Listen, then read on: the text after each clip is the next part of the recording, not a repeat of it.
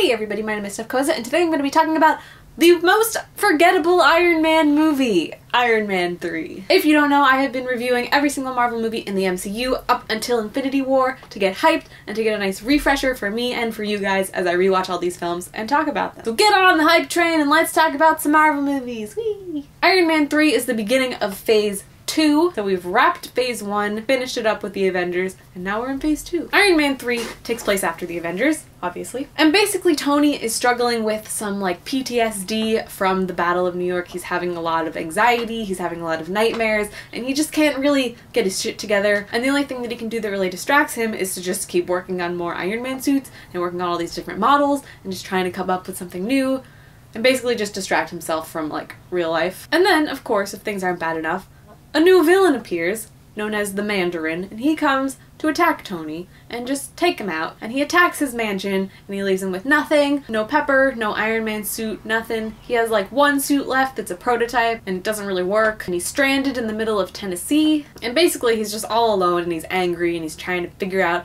how to fix his suit and make it work and take down this asshole that ruined his life. So Stark meets this 10-year-old boy named Harley who kind of just follows him around and turns into his like weird sidekick. And he just kind of follows him around as Stark does his investigation and tries to figure out who the Mandarin is. And he's really annoyed by this 10-year-old boy, but he's just there anyways, following him around like a puppy. So Stark is trying to take down this dude and this villain, group of villains. And then of course Pepper gets kidnapped and he has to go save Pepper, fight for Pepper, even though she's kind of mad at him because he's wasting his life away making Iron Man suits and not doing anything else. And there's this experimental regenerative treatment called Extremis that is supposed to help you recover from injuries, like crippling injuries. But Extremis has a lot of flaws, and when you inject it into your body, you tend to explode. So the bad guys who have now captured Pepper Potts decide to inject her with Extremis, but instead of dying, she's a badass and it gives her superpowers. And that's cool.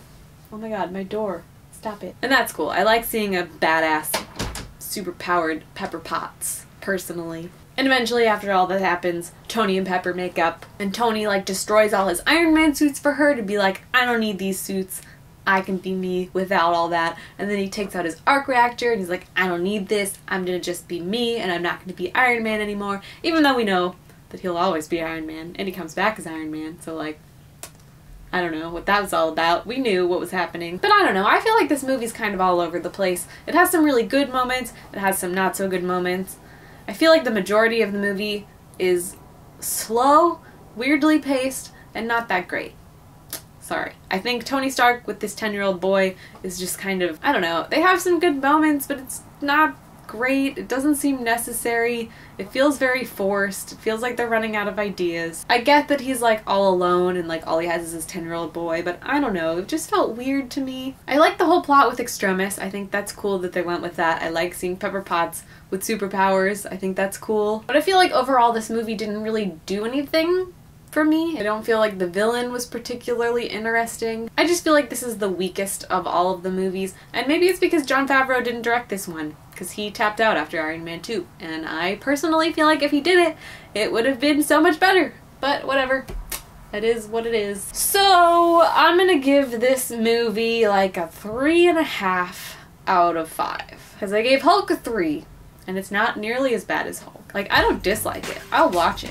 But I just don't really love it. So I'm gonna give it a 3.5, and that's that. But that's it for my review of Iron Man 3. Let me know what you guys thought about this movie. Tell me all your thoughts. And I will see you in my next MCU review, which is, drumroll, Thor: The Dark World. Thank you guys so much for watching. My name is Sorcxisto, and I will see you in the next video.